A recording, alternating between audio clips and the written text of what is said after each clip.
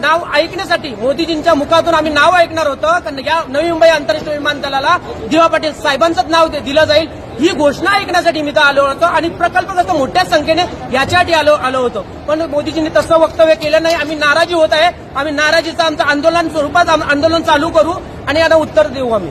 खरं म्हणजे आमच्या इथल्या प्रकल्पग्रस्तांनी जमिनी दिल्या, घरं दिली. या घरांच्या इथे एअरपोर्ट होत आहे आणि इथल्या 95 गावांनी जमिनी दिलेल्या आहेत. पण इथं अस्तित्वाचा प्रश्न आहे. महत्वाचं म्हणजे इथे अस्तित्व आमच्या समाजाचं अस्तित्व टिकवण्यासाठी दिवा पाटील साहेबांचं नाव लागणं गरजेचं आहे. इथल्या 4 जिल्ह्याचं अस्तित्व टिकवण्यासाठी, समाजाचं अस्तित्व टिकवण्यासाठी दिवा पाटील साहेबांचं नाव लागणे गरजेचं आहे. तशी आमच्या 2021 पासून ही मागणी आहे. मागणी अनेक आंदोलनं होऊन सुद्धा हा शासन जर आपल्याला नाव देत नसतील तर ही मोठी घंटा आहे, धोक्याची घंटा आहे शासनासाठी. मधून जवळजवळ 60-70 हजार पब्लिक फक्त दिवा पाटील साहेबांचं नाव ऐकण्यासाठी आली होती आणि साहेबांचं नाव मोदी साहेबांच्या मुखातून येईल. परंतु आज जरी विमानतळाचं उद्घाटन झालं असेल तरी आम्ही प्रकल्पग्रस्त सांगतोय ते का आम्ही एकही विमान उडून देणार नाही. आमच्या प्रकल्पासाठी ताकद बघा, आम्ही एकही विमान उडून देणार नाही.